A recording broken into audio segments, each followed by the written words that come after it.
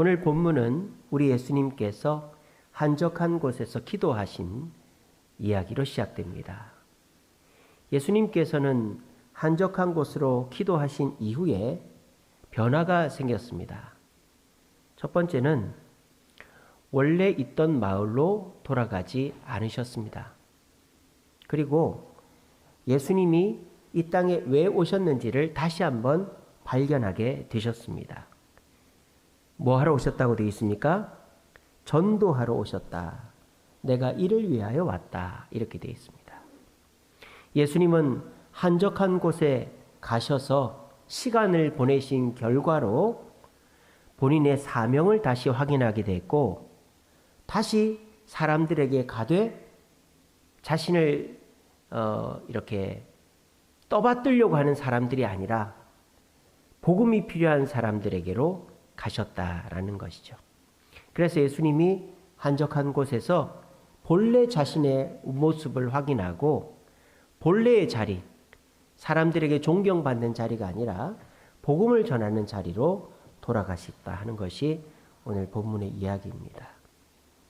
예수님께서 어떻게 한적한 곳에 가신 이후에 자신의 사명을 다시 발견하고 다른 사람들, 자기를 따르려고 하는 사람들이 아니라 복음을 필요한 사람들에게로 가실 수 있었을까요?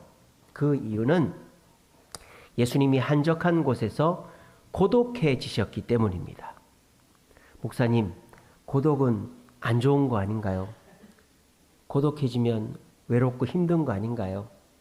고독한 길은 아무도 가기 싫어하는 거 아닌가요? 우리 그렇게들 생각합니다.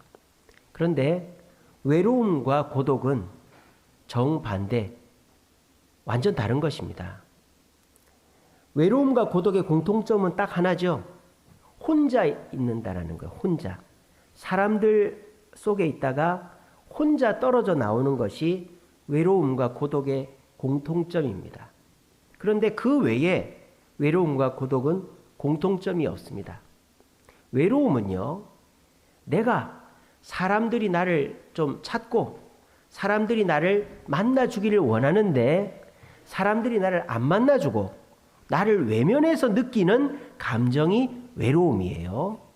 고독은 내가 사람들 곁에서 잠시 떠나 있는 것이 고독이다라는 거예요. 철학적으로 정의하면.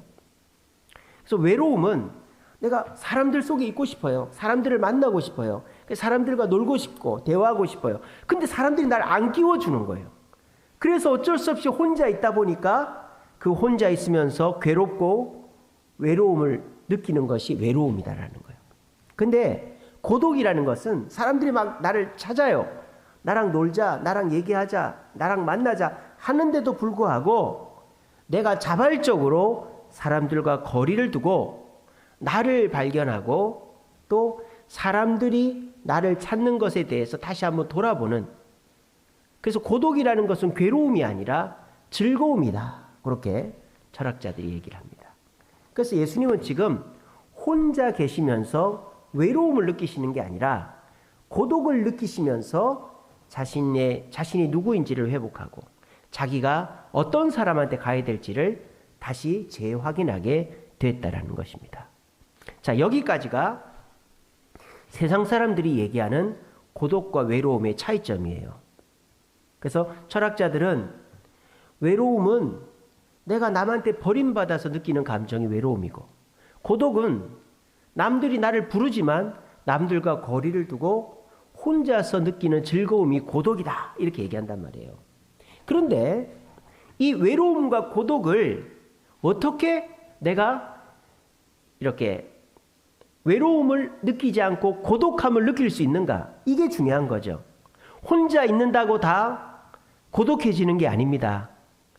내가 고독해지고 싶어서 혼자 있다가 외로워지는 거예요. 그래서 그 외로움 속에서 우울증에 빠지는 거예요. 그러니까 철학자들이 말하는 고독은 무엇을 전제로 하고 있느냐? 굉장히 강한 자기 정체성이 있는 사람이 혼자 있을 때 고독을 느끼는 거예요. 근데 자기 정체성이 없고 사람들이 나를 찾기를 원하고 사람들과 함께 있고 싶어 하는 사람은 혼자 있으면 고독해지는 게 아니라 외로워지게 돼 있다는 겁니다. 그러면 그 사람은 그 외로움 속에서 괴로워하게 되고 우울증에 빠지게 돼 있다는 거예요. 사람들이 복잡한 일이 있거나 어려운 일이 있을 때 또 사람들로부터 상처를 받았을 때 뭐라고 합니까? 다 나가주세요. 혼자 있고 싶어요. 그런 말 많이 합니다. 그죠? 근데 그런 상황에서 내가 혼자 있으면 내가 마음을 추스리고 내가 다시 정상적으로 돌아갈 수 있을 거라는 착각 속에서 혼자 있는데 그것은 엄청난 착각이다라는 거죠. 그 오은영 박사가 하는 프로그램 있지 않습니까? 그 프로그램에 어떤 중학생이 나왔어요. 저희 집사람이 본 건데 저도 조금만 봤는데 어떤 중학생이 자기 방에서 나오질 않습니다. 게임만 해요. 막 몸에는요 이렇게 뭡니까 여드름이 막 나가지고 막 손으로 긁고 막 몸이 막 완전히 막 걸레가 됐어요. 걔가 왜 그렇게 됐느냐? 걔가 학교 다닐 때에는 우등반에서 공부를 엄청 영재였답니다. 근데 얘가 갑자기 6개월 동안 방에서 게임만 하고 있는 거예요. 왜 그렇게 됐느냐? 엄마가 자기가 보는 앞에서 교통사고로 죽은 거예요. 뺑소니에 죽은 거예요. 그 충격을 받은 거죠. 그래가지고 얘가 너무 그게 충격적이고 힘드니까 혼자 있고 싶은 거예요. 혼자. 자, 그러면 그 애가 방 안에 들어가서 혼자 있으면 자발적인 자기 격리죠. 그죠? 누가 너 싫어 이런 거 아니잖아요. 지가 그냥 방에 들어간 거예요. 그럼 걔는 이제 고독을 느끼겠죠. 고독을 느끼면서 나를 발견하고 사람과의 관계를 다시 정립해서 성숙한 사람으로 나오겠죠. 그게 아니라니까요. 6개월 동안 그 방에서 나오지도 않고 게임만 하고 있다는 거예요. 그게 청소년 우울증이랍니다. 청소년 우울증은요, 어른들 우울증하고 정도가 다른 것이 청소년들은 내가 우울증인지를 모른대. 그러니까 내가 원래 이런 줄 알고 내가 지금 이상한 것 자체를 모르는 거예요. 마치 이런 거죠. 우리가 췌장암 같은 거 걸리면 암에 걸렸는데도 모르잖아요. 그러면 죽을 때 돼서 알잖아요. 마찬가지예요. 이 애들이 우울증이 왔는데 내가 그냥 나가기 싫다. 내가 그냥 혼자 있고 싶다. 내가 그냥 사람 만나기 싫다. 이 정도로만 알지 내가 우울증에 빠졌던 걸 애들 모르는 거예요. 자각을 못하는 거예요. 그러니까 그 우울증이 심각해졌을 때쯤에야 알게 되는 거죠. 근데 그때는 빠져나오기가 어렵다라는 거죠. 이게 청소년 우울증의 심각성이다. 그래서 청소년 우울증이 자살로 이어지는 확률이 굉장히 높은 것이죠. 그런 애가 있어요. 여러분, 혼자 있는다고 고독해지는 게 아닙니다. 그러니까 철학자들이요, 자기 기준에서 얘기하는 거예요. 아까 제가 말씀드린 거, 외로움과 고독의 차이, 이거 철학자들 얘기지 우리 얘기가 아니에요. 여러분들은 절대로 혼자 있으면 안 됩니다. 아시겠죠? 나는 좀 고독해져야 되겠어. 나 좀 고독을 즐겨야지. 내가 좀 너무 사람들하고 많이 어울려서 막 정신이 없고 너무 내가 지쳐 있으니까 내가 이제 좀 외출도 좀 자제하고 내가 좀 집에서 학교도 좀 쉬고 직장도 쉬면서 내가 좀 리프레시를 해야 되겠어. 그러면 그 사람은 바로 우울증 가는 거예요. 철학자들은요, 굉장히 자기 정체성이 강하거든요. 그러니까 자기 생각이 굉장히 강하단 말이에요. 그러니까 혼자 있으면 오히려 남들의 생각에서 자유로워지면서 다시 자기의 본래의 모습을 찾는단 말이에요. 그래서 철학자들에게는 고독이라는 것이 혼자 있어도 고독이 느껴지고 고독으로 즐거움을 누리지만 일반인들은 혼자 있으면 안 돼요. 혼자 있으면 외로워지고요. 외로워져서 결과적으로 우울증에 빠지게 돼 있다는 거예요. 그러면 우리 예수님은 혼자 계셨음에도 불구하고 왜 외로움으로 빠지지 않고 우울증으로 빠지지 않고 고독하셔서 다시 회복되셨을까요? 예수님이 철학자들처럼 자기 정체성이 강해서? 그렇지 않아요. 지금 물론 예수님 강하신 분이지만 예수님이 한적한 곳에서 그냥 혼자 있다가 오신 게 아니라는 거예요. 그러니까 우리 예수님이 지금 우리들에게 고독을 가르쳐 주시는 거죠. 쉽게 말하면 철학자들이 말하는 고독이 아니라 예수님이 말하는 고독을 배우라는 거예요. 여러분들이 뭐 이런 대학 교수들이라든지 유튜브라든지 뭐 이런 방송에서 말하는 고독을 따라하다가는 큰일 납니다. 방에서 안 나오고요. 우울증 걸리고요. 자살합니다. 그런 고독 따라하지 마세요. 사람과 거리를 두고 혼자 있고 그러면 바로 우울증 옵니다. 우리는 사람 속에 섞여 살아야 됩니다. 그런데 사람 속에 섞여 살다 보면 내가 누군지를 잃어버린다는 거예요. 사람이 하는 말로 나를 규정하고 내가 누군지를 모르게 되는 거예요. 그리고 그 사람들의 평가로 나를 규정 짓는 거죠.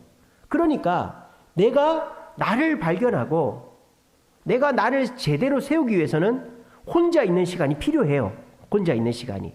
그리고 사람하고 이렇게 부딪히다 보면 짜증이 나고 힘들고 막 사람들이 다 밉고 싫단 말입니다.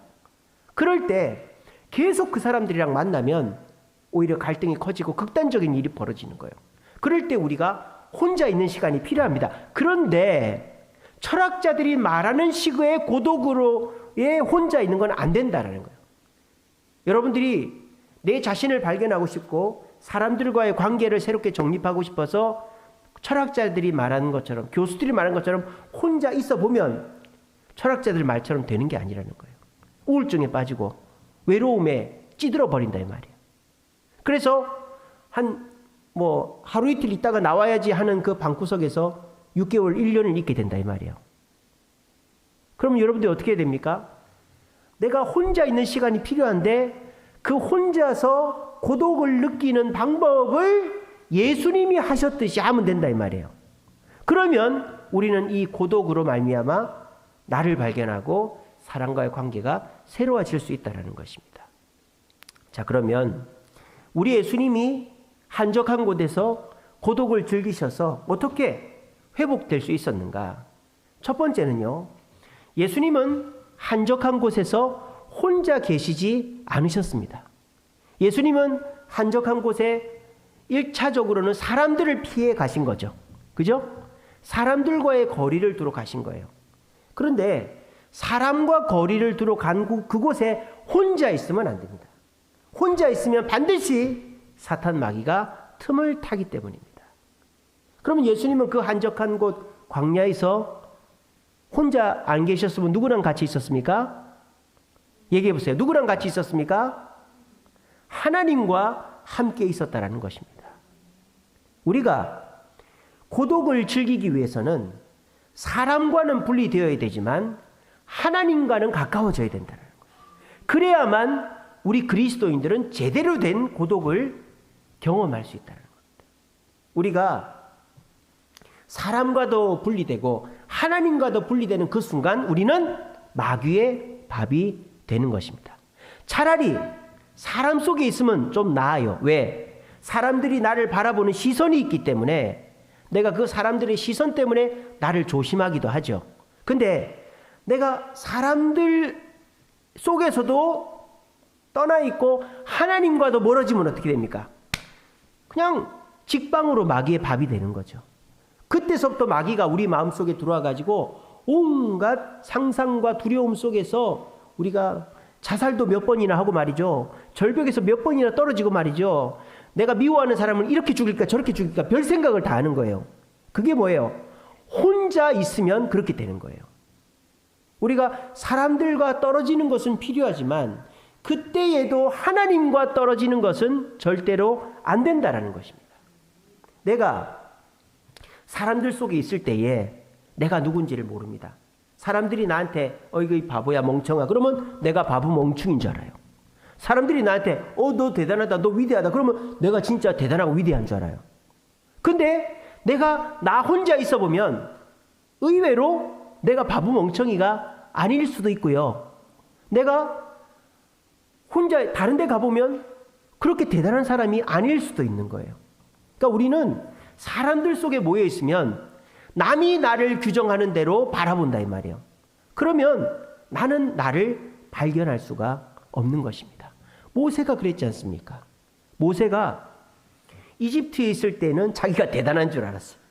그래서 사람을 죽여도 되는 줄 알았어요. 그 이집트 사람 죽였잖아요. 근데 그게 들통이 나니까 도망을 쳐버린 거죠. 그 광야로 갔어요. 광야로 가니까 완전히 180도 바뀌어서 자기가 아무것도 아닌 사람이 돼버린 거예요. 완전히 자존감이 떨어져 버린 거죠. 모세는 80살 될 때까지 내가 나를 본 적이 없는 거예요. 아시겠어요? 여러분들이 자신을 본 적이 있습니까? 거울로 내 영혼을, 거울로 내 자신을 본 적이 있습니까? 여러분, 우리가 영혼을 보려고 하면요, 거울이 필요한 게 아니라 하나님이 우리에게 필요한 것입니다. 모세가 어떻게 합니까? 하나님이 모세를 부르시죠. 떨기나무 불꽃 가운데서 부르셨어요. 그때 모세는 자기를 뭐라고 평가합니까? 나는 입술이 말을 못하는 자다. 나는 아무것도 못하는 자다. 말을 못한다는 말이 뭡니까? 아무것도 못한단 말이에요. 그렇게 자존감이 떨어져 있는 거예요. 근데 모세가 하나님을 만난 거예요. 그래서 그 하나님께서 아니다. 너는 이스라엘 백성들을 인도해낼 수 있는 능력의 사람이다. 그게 어떻게 된 겁니까? 모세가 고독해져서 그렇게 됐다라는 것입니다. 모세가 고독해져서. 자, 바울을 생각해 봅시다. 바울이요, 예수님을 만나고 열정이 불타서 전도를 하고 예루살렘에 있는 제자들에게 다가갔습니다. 근데 그 제자들이 어떻게 합니까? 바울을 배척하죠. 너 우리 죽이던 놈 아니야. 너 저리로 가. 바울을 받아주지 않았어요. 그때 바울이 어떻게 합니까? 저놈의 자식들, 나쁜 놈들, 내가 다시 유대교로 돌아가서 다 죽여버려야지. 이렇게 하지 않았습니다. 바울이 어떻게 합니까? 혼자 아라비아 사막으로 들어갔다. 그러면 그 아라비아 사막에서 혼자 있었을까요? 그러면 바울은 그때서부터 칼을 가는 거죠. 저 베드로를 어떻게 죽일까? 찔러 죽일까? 삶아 죽일까? 뭐 떨어뜨려 죽일까? 별 생각을, 왜? 마귀가 플레이그라운드를 만들어 가지고 혼자 있으면 그렇게 되는 거예요. 근데 사도 바울이 광야에서 주님과 함께 기도하며 주님을 만났더니 어떻게 됩니까? 아무도 미워하는 사람이 없이 다시 그들과 함께 복음을 전하는 자가 될 수 있었다는 거예요. 이게 뭡니까? 내가 사람들에게서 벗어나서 하나님을 만났을 때 미워하던 사람, 오해했던 사람과의 관계가 회복되게 된다는 것입니다. 이게 뭡니까? 세상이 말하는 고독은 혼자 있는 거예요. 하지만 교회가 말하는 고독은 사람과는 분리되지만 절대 하나님과 분리돼서는 안 되는 것입니다. 오히려 사람과 분리되어 하나님께 나오는 것이 우리 예수님이 지금 우리에게 가르쳐 주시는 고독이다라는 것입니다. 오늘 여러분들은 고독하러 이 자리에 오신 거예요. 고독을 느끼기 위해 이 자리에 오신 거예요. 옆에 사람이 있지만 옆에 사람을 신경 쓰지 마시고 하나님 앞에서 나를 바라본다 생각하시면 되는 거예요. 내가 세상에서 살 때 내가 이제 뭐 돈도 벌고 성공도 했으니까 내가 대단한 사람이지, 이렇게 사람들의 평가로 나를 대단하게 생각했던 분이 주님 앞에 섰을 때에 내가 부족한 사람이구나 하는 거를 발견하게 되고요. 또 주님 앞에서 고독해지면요, 나는 쓸모없어, 나는 패배자야, 나는 루저야, 아무것도 할 수 없어 라는 마음을 모세와 같이 가졌던 사람도요, 주님 앞에 와서는 너는 걸작품이야, 너는 내가 사랑하는 자야, 내가 너를 지명하여 불렸어, 이 말씀 속에서 다시 자신의 자존감을 회복하게 돼. 이게 어떻게 되는 거예요? 사람과 떨어져서 주님 앞에 홀로 서 있을 때 가능한 거예요. 또 사람 속에 살면서 참 밉고 때리고 싶고 죽이고 싶고 참 그런 사람과의 갈등, 또 사람에 대한 미움이 있을 때 사람과 떨어지는 거죠. 주님 앞에 홀로 나오는 거예요. 그때 주님이 우리의 마음속에 위로해 주시고 또 나의 모습을 보게 하셔서 그 사람을 용서하게 하시고 그 사람을 공감하게 하심으로 다시 사람과 관계가 회복되게 하는 것이 우리 기독교 예수님이 가르쳐 주시는 고독이다라는 것입니다. 그러므로 여러분들은 이 고독을 주기적으로 경험하고 이 고독한 시간을 가져야만 우리가 예수님처럼, 예수님도 사람들 속에 살다 보니까 당신이 메시아입니다, 당신 위대합니다, 그 칭찬 속에 살다 보면 예수님이 복음 전하는 사명을 잊어버릴 거 아니에요.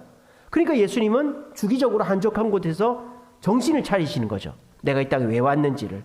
그리고 예수님께서 정신을 차리고 혼자 계속 계시는 게 아니라 또 사람들에게 가는 거죠. 다른 사람들에게, 복음이 필요한 사람들에게. 그렇게 해서 예수님은 하나님을 만나는 고독을 통해서 나를 발견하고 내가 어떤 사람들에게 가야 될지, 사람과의 관계를 회복하게 된 것입니다. 오늘 이 자리에 계신 저와 여러분, 내 자신이 부족하고 연약하고 나는 아무것도 할 수 없다, 이런 우울증, 좌절과 절망에 빠져 계신 분 계십니까? 또 어떤 사람이 죽도록 밉고 용서가 안 되고 그래 저 사람만 없었으면 좋겠다, 이런 마음이 드는 분 계십니까? 그런 분들에게 필요한 것이 바로 고독입니다. 고독. 사람과 떨어져서 주님 앞에 나와 주님 1대1로 마주 대하는 그 고독이 우리한테 필요합니다. 그렇게 할 때에 우리는 주님이 나를 어떻게 보시는지를 발견하여 내 본래의 모습을 보게 되고, 내가 그토록 미워하던 사람도 용서하고 그 사람을 공감하고 이해할 수 있게 되는 거예요. 오늘 이 자리가 바로 여러분들이 고독하러 나오신 자리입니다.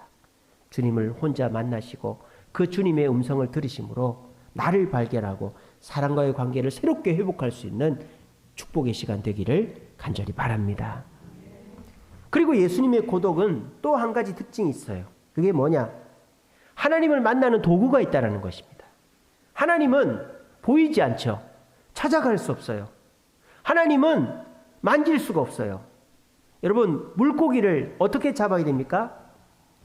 물고기를 잡으러 가는 사람은 바보죠. 아무리 헤엄을 쳐서 잡으려고 해보십시오. 잡히는가? 어떻게 해야 됩니까?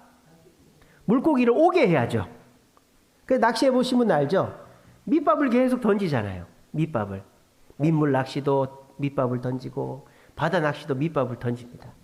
심지어는요, 막 그 도미나 이런 거 잡을 때는요, 뭐 그 비싼 새우나 성게를 막 그냥 바다에 집어 던집니다. 막 물고기가 모이게 하는 거죠. 그리고 가장 맛있게 생긴 미끼를 하나 딱 달아가지고 살랑살랑 흔들면 덥석 무는 거죠. 마찬가지입니다. 하나님은 내가 찾아갈 수가 없어요. 하나님이 나를 만나러 오시게 해야 되는 거예요. 여러분, 하나님은 지금 어디에나 계시죠? 오늘 이 예배의 자리에도 와 계십니다. 근데 오늘 이 자리에서 하나님을 만나는 분도 계시고 하나님이 옆에만 계셨다 가는 분도 계실 거예요. 그러면 하나님을 어떻게 해야 만날 수 있을까요? 낚시를 할 때 미끼와 바늘이 필요하듯이 하나님을 만나는 데 필요한 두 가지 도구가 있다는 거예요. 그게 뭐죠? 말씀과 기도다라는 것입니다. 우리가 기도할 때 주님은 우리에게 찾아오십니다. 그리고 우리가 말씀을 붙잡고 기도할 때 우리 주님은 우리의 마음을 붙잡으십니다. 우리에게 응답을 하십니다. 그렇게 해서 우리가 나를 발견하게 되고 또 내가 다른 사람을 이해하고 용서하고 화목하게 하는 그런 은혜를 경험하게 되는 것입니다. 그러니까 우리가 아무리 혼자 있어도 그 주님을 만나려고 노력하지 않으면 만나지지가 않는다라는 거예요. 그 주님을 만나는 방법은 내가 말씀을 의지하여 기도하는 것이다. 마치 지금처럼. 지금 여러분들 말씀을 듣고 계시죠? 그리고 말씀 듣고 나면 우리가 기도를 합니다. 그죠? 기도를 할 때 여러분들이 주님 앞에 정말 솔직하게 얘기하는 거예요. 내 속마음을, 또 내가 바라는 것들을. 그러면 주님이 나에게 찾아오셔서 내가 누군지를 깨닫게 해주시고 용기와 자신감을 주시고 내가 그토록 미워하고 힘들어하고 정말 나를 괴롭혔던 그 사람에 대해서 내가 새로운 마음을 품게끔 우리를 도와주신다라는 것입니다. 여러분, 엘리 제사장과 사무엘을 보시기 바랍니다. 엘리 제사장도 성소에서 있었고 사무엘도 성소에서 있었습니다. 근데 엘리 제사장은 하나님의 음성을 듣지를 못해요. 근데 사무엘은 하나님의 음성을 들었습니다. 왜입니까? 하나님이 부르실 때 하나님 앞에 대답을 하고 주님 앞에 기도하고 주의 음성을 가슴에 새겼기 때문입니다. 오늘 이 시간에도 우리 주님은 저를 통하여 여러분들에게 말씀을 주십니다. 그때 그 말씀이 내 말씀이고 내가 그 말씀대로 살아야 되겠다라는 각오와 다짐을 하시는 분에게 우리 주님은 만나주시고 변화시켜주시고 축복을 내려주실 줄로 믿으시길 바랍니다. 이것이 우리 교회가 예수님이 가르쳐 주시는 고독이다라는 것입니다. 여러분, 고독은 꼭 필요한 거예요. 고독해 보지 않은 사람은 자기를 발견할 수 없고, 고독해 보지 않은 사람은 바른 길을 찾을 수 없어요. 그냥 이리저리 사람들이 얘기하는 대로 휩쓸려 다닐 뿐입니다. 근데 그 고독을 혼자서 내가 고독해 봐야지, 내가 나를 발견해 봐야지, 안 된다는 거예요. 오히려 사탄의 밥이 되고 외로움 속에서 우울증에 빠지게 돼 있다는 것입니다. 그러므로 저와 여러분들이 오늘 이 자리에 나오신 이것이야말로 고독해져서 주님을 만나고 말씀과 기도로 주님의 음성을 들음으로 우리가 나를 발견하고 마음의 기쁨을 얻고 또 사람들과의 관계를 새롭게 하는 시간이 될 수 있다는 겁니다. 저도 지난 주간에 굉장히 힘들고 어려운 일이 있었습니다. 그래서 집사람이 저한테 물어봤어요. 여보, 뭐 힘든 일 있어? 어려운 일 있어? 아, 몰라. 얘기하기 싫어. 그러면서 집사람한테도 얘기 안 하고 그냥 우울하게 며칠을 보냈어요. 명절 지나고. 왜 그랬느냐? 내일 우리 청지기 수련회를 하지 않습니까? 그래서 이거를 준비하면서 또 막 부담감이 저한테 오는 거예요. 사람들이 안 오면 어떡하지? 그렇게 해서 이거 한다고 했다가 뭐 이 핑계 저 핑계 되면서 뭐 절반도 안 와버리고 뭐 그럼 이거 하나마나 한 일이 아닌가? 그러면은 결국은 이 교회가 옛날이랑 똑같은 거 아닌가? 막 그런 막 부정적인 생각이 막 오는 거예요. 그래서 엄청 힘든 거예요. 그래서 이게 혼자 있는다고 이게 되는 게 아니구나. 제가 막 얘기하기도 싫고 막 마음도 힘들고 하니까 그냥 집사람한테도 얘기 안 하고 그냥 혼자 우두커니 있어 보니까 오히려 더 힘든 거예요. 더 힘든 거예요.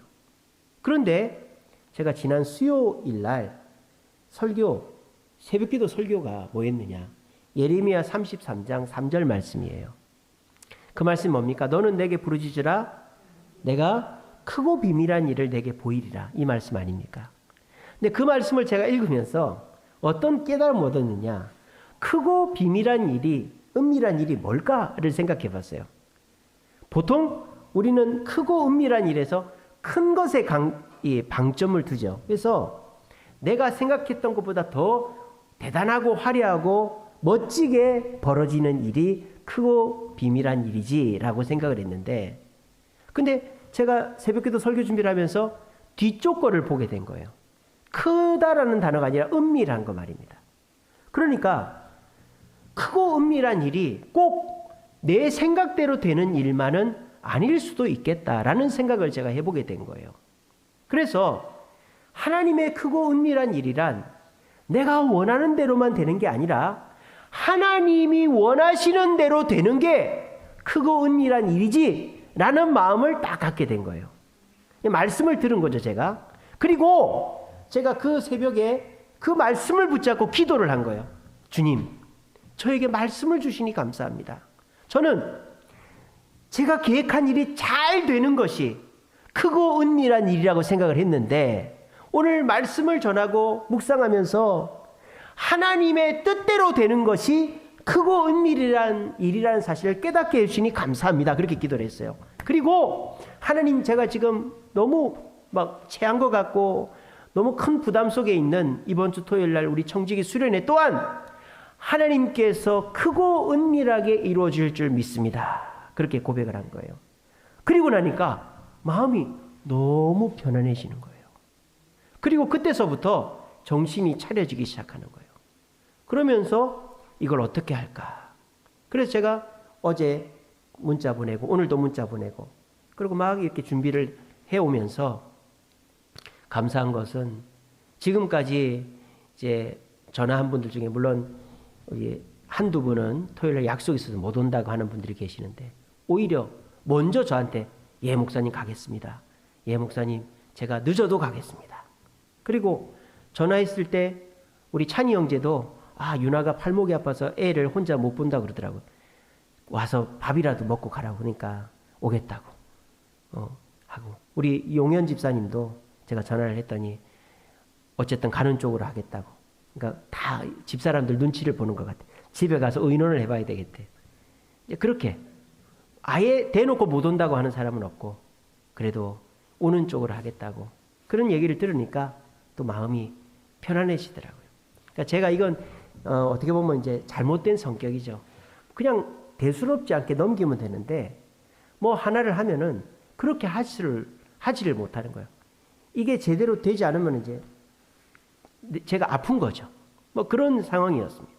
근데 제가 이 수요 새벽 기도회 때 예레미야 33장 3절 말씀을 묵상하면서, 그렇지, 설사 사람들이 오지 않고 설사 내가 생각한 대로 일이 흘러가지 않아도 하나님은 이번 청지기 수련을 통하여 크고 은밀한 일을 이루실 거야 라는 믿음이 생기더라고요. 그리고 나니까 마음이 편안해졌습니다. 이게 뭡니까? 하나님 앞에서 말씀과 기도로 고독을 느낀 것이죠. 저는 그렇게 생각합니다.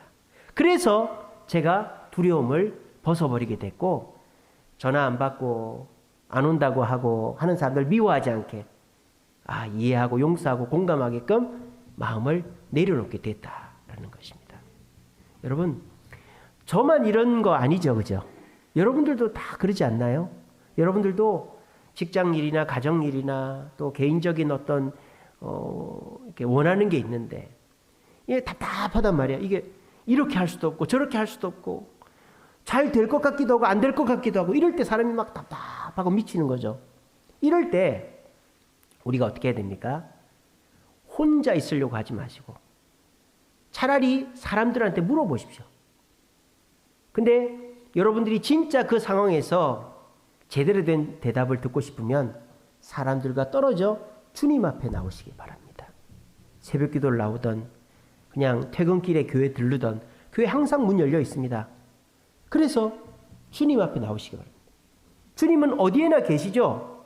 여러분이 버스를 타고 가도, 직장에 있어도, 집에 있어도 주님은 거기 계십니다. 그런데 만나는 것은 다른 문제라는 거예요. 내가 직장에서, 화장실에서, 버스에서 주님을 만나기가 쉽지가 않다라는 것입니다. 집중도 안 되고 내가 말씀과 기도로 주님을 이렇게 나아가는 것 자체가 불가능하다는 거예요. 그런 환경 속에서는. 그럼 우리가 제대로 주님을 만나려면 어떻게 돼요? 여기를 나와야 되는 거죠. 주님 앞에 나오는 것이죠. 그래서 주님 앞에 나와서 조용히 머리를 숙이고 기도를 하고 말씀을 묵상하면 주님이 우리를 만나주시는 거예요. 그러면 내가 나를 발견하게 되고 미워했던 사람 미워하지 않게 되고 사람들과의 관계를 공감하게 돼서 다른 사람이 되어지게 되는 것입니다. 성경 속의 많은 사람들은, 성경 속의 위인들은 다 이 고독의 순간들을 주기적으로 경험하는 사람들이었습니다. 오늘 이 자리에 계신 저와 여러분들도 마찬가지죠. 이 금요기도에 나오시는 분들이야말로 주기적으로 고독을 경험하시는 분들이라고 저는 믿습니다. 이것이야말로 여러분들이 주님 안에서 나를 발견하고 사람들을 미워하지 않게 되는 최고의 도구가 된다라는 것입니다. 저는 이 시대를 살아가는 우리 현대인들이 고독해져야 된다고 생각합니다. 사람들 속에서 숨어 지내면 안 된다고 생각합니다. 여러분, 신앙생활을 사람들 속에서 숨어서 하지 마십시오. 부모의 신앙에 숨지 마시고 교회의 신앙에 숨지 마시고 다른 사람의 신앙에 숨지 마십시오. 그러다가 지옥 갑니다. 네. 그러다 지옥 가요. 내가 교회 다니고 우리 엄마 아빠가 교회 직분자고 내가 수련회도 가고 헌금도 하고 예배도 드렸다고 천국 가는 게 아니에요. 내가 하나님 앞에 홀로 서서 하나님과 내 사이가 어떠한 관계인지를 확인을 해야만 천국에 가는 거예요. 그 복잡해서 잘 모르겠고, 나 그런 거 잘 모르겠고, 내 구원 받았는지 안 받았는지 구원의 확신 내 잘 모르겠고, 그냥 교회 다니면 천국 가는 거 아닙니까? 그러다 지옥 간다 이 말이에요.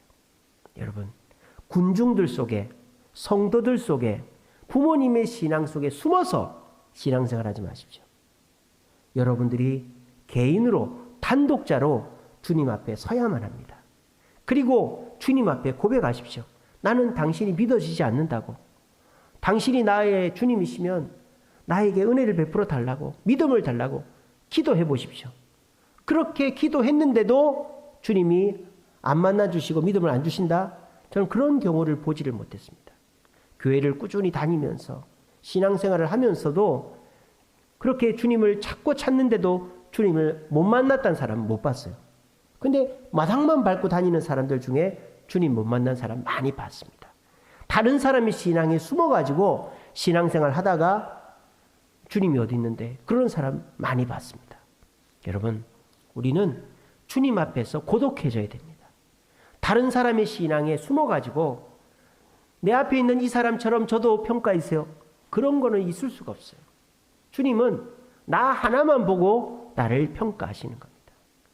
내가 주님 앞에 홀로 서는 시간이 많으면 많을수록 우리는 주님 앞에 제대로 된 평가를 받게 되고 주님은 우리를 새롭게 변화시켜 주시는 것입니다. 여러분, 우리가 이 설교가 끝나면 이제 기도를 할 것입니다. 기도할 때에 혼자 내가 기도를 해본 습관이 없는 분들은 기도하는 시간이 너무 괴로운 거죠. 그냥 멍하게 있다가 가버려요. 제일 안타까운 사람이죠. 내가 주님을 만날 수 있는 좋은 기회인데도 불구하고 그 기회를 놓치는 것입니다. 지금 어떻습니까? 여러분들 오셔서 찬양을 했습니다. 말씀을 들었습니다. 이미 마음이 열려 있고요. 이제 주님을 부르기만 하면 주님이 나를 만나주시고 내가 어떤 존재인지를 깨닫게 해주시고 또 내가 미워하던 사람, 내가 관계를 재설정해야 될 사람에 대해서 공감과 용서의 마음을 주신단 말이에요. 근데 다 준비가 됐는데 불쑥 이 자리를 나가버리면 여러분들은 여기 온 의미가 아무것도 없어지는 거예요. 우리가 이 시간에 홀로 말씀과 기도로 나를 만나고 싶어 하시는 주님을 만나시기 바랍니다. 그 주님께 고백하시기 바랍니다.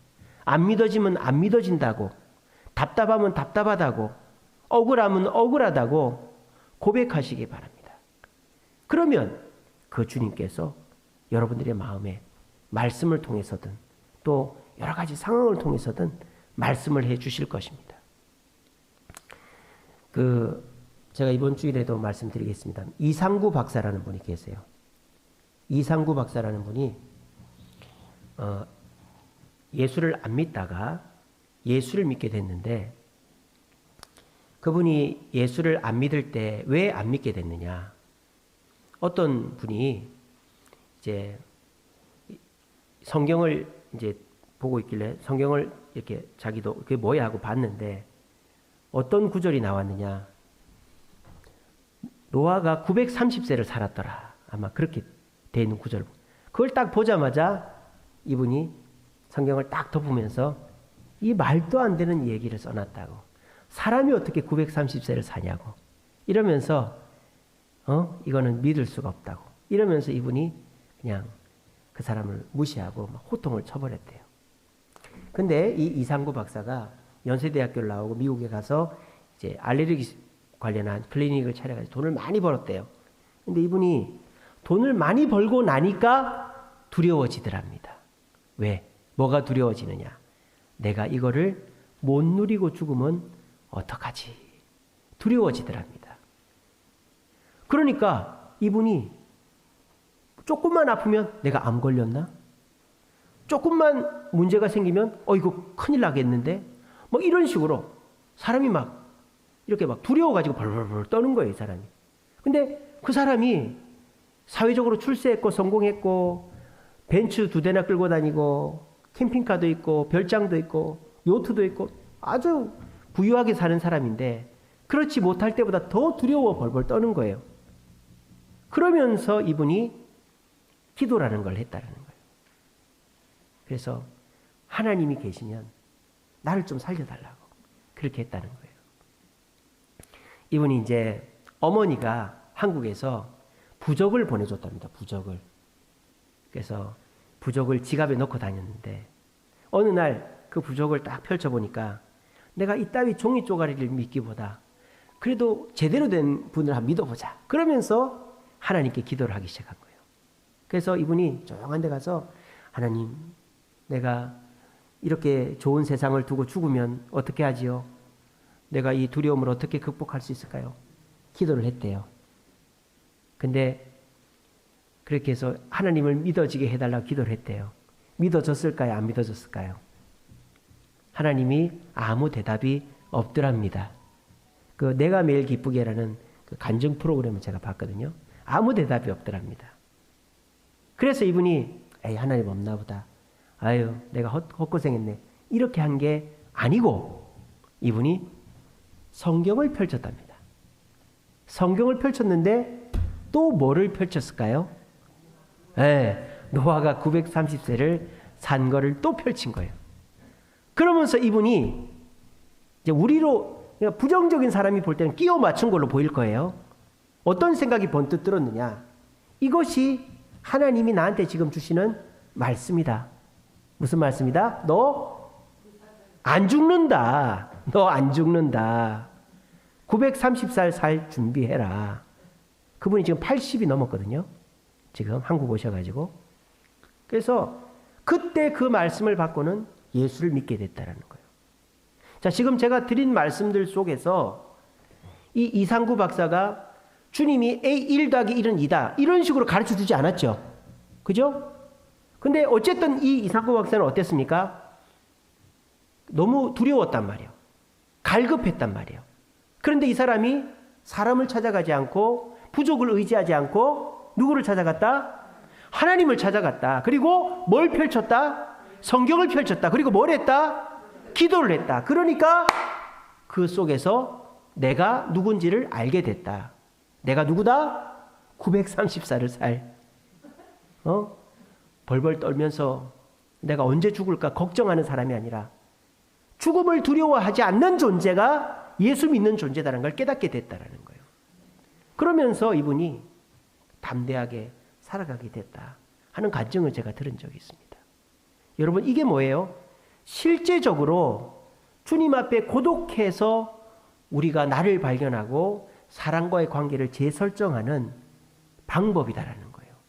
이게 이상구 박사의 이 얘기지만 여러분들에게 그대로 적용될 수는 없겠지만 비슷하게 된다 이 말이에요. 여러분들이 고민이 있고 두려울 때 사람들을 의지하지 마시고 혼자 있지 말고 교회를 나오시라는 거예요. 교회 나와서 기도하라는 거예요. 그리고 성경을 읽으라는 거예요. 말씀을 의지해서 기도하는 거예요. 그렇다고 해서 딱 내 마음에 찰떡같이 달라붙는 말씀의 응답은 없어요. 그런데 그 속에서라도 주님 앞에 부스럭이라도 받으려고 하는 심정으로 말씀을 보고 기도하고 계속 하루 이틀 한 달 두 달 할 때에 주님이 부스럭이라도 주실 때 그거를 딱 붙잡고 응답으로 받아들이면 내 삶에 변화가 일어난다는 거예요. 엘리야를 기억하십시오. 엘리야가 갈멜산 전투를 이기고 왕에게 왕이시여 이제 폭우가 쏟아질 거니까 얼른 마차를 타고 집으로 가시라고 그랬습니다. 근데 비가 왔습니까? 안 왔습니까? 안 옵니다. 엘리야가 어떻게 합니까? 혼자서 저 구석에 가서 기도합니다. 어떻게 기도했다고요? 머리가 무릎 사이에 들어가게 해서 기도했다. 여러분 집에 가서 한번 해보세요. 되는가 안 되는가? 안 됩니다. 이게 안 돼요. 뭐 몸이 막 문어 같은 사람은 될지 몰라도 보통 사람 안 돼요. 머리가 무릎 사이에 들어가지 않습니다. 무슨 말입니까? 굉장히 갈급하게, 굉장히 다급하게 기도했다 이 말이에요. 얼마나 다급하면은 머리를 무릎 사이에 쳐박고 기도했겠어요. 왜? 한 말이 있거든요. 내가 한 말이 비가 온다고 했단 말이에요. 아니 지금 850명을 죽이고 승리한 사람이 비가 온다고 했는데 내 말이 안 이루어지면 어떻게 된단 말이에요. 정말 간절하게 기도했어요. 응답이 없는 거예요. 자기 종한테 가서 봐라. 아무것도 없는데요. 비 안 오는데요. 가서 봐라. 안 오는데요. 가서 봐라. 안 오는 거예요. 근데 종이 와서 얘기합니다. 선지자님, 손바닥만한 구름이 오는데요. 됐다. 내려가자. 손바닥만한 구름입니다. 거기 비가 있으면 얼마나 있겠어요. 근데 내려가는데 진짜 폭우가 막 쏟아지는 거예요. 이게 뭡니까?